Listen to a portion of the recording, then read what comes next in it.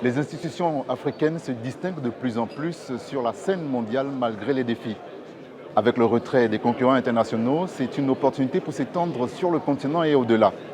Cependant, elles doivent gérer une dette publique croissante, relever des défis climatiques, trouver de nouvelles sources de financement et s'adapter à des réglementations changeantes.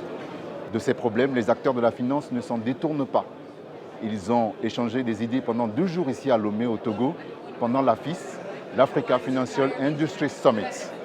L'industrie financière africaine, c'est une opportunité de 1500 milliards de dollars que les gouvernements et les champions africains de la finance veulent saisir. Pour aller vite et bien, il faut tenir compte de la réglementation, nous dit Serge Ekwe, le président du conseil d'administration de la Banque ouest-africaine de développement. Cela passe d'abord par une réglementation, une régulation qui donne le cadre. Et là, c'est le rôle de la puissance publique, mais également des acteurs puissants, bien dotés en capital et qui ont un seul intérêt, c'est d'aller chercher de la valeur et de permettre de la créer.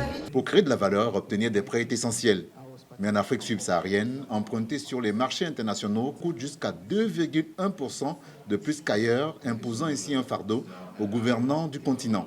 Les agences de notation ne considèrent pas certains facteurs structurels et que si ces facteurs étaient considérés, la notation pourrait s'améliorer. Tout cela était en place et considéré par les agences de notation.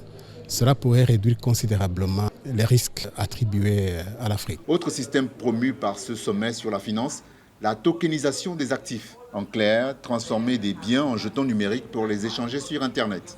On parle d'un capital immobilier que les banques, les assurances ont, qui n'ont pas l'opportunité d'être liquides et qui, si elles étaient tokenisées, donc dont la propriété serait fractionnalisée pour permettre au plus grand nombre de la population de participer, ça permettrait d'apporter un énorme volume de liquidité. Autre sujet majeur, la cyberassurance qui suscite un vif intérêt chez les assureurs africains face à près de 2000 cyberattaques hebdomadaires. Beaucoup y voient une opportunité majeure. Et ces opérateurs d'assurance, y compris les régulateurs, y compris les réassureurs, doivent réfléchir sur les produits adaptés qu'on doit amener dans ce secteur-là, mais aussi comment ils doivent être réactifs. Comment aussi, dans cette industrie, les informations doivent être partagées pour être sûr qu'on apporte une offre de qualité pour pouvoir répondre à ces problèmes de cyberattaque et de cybersécurité. L'African Financial Industry Summit, organisé par le magazine Jeune Afrique, est devenu en 3 ans un événement majeur, réunissant plus de 800 leaders de la finance africaine, incluant banquiers, assureurs, régulateurs et décideurs publics.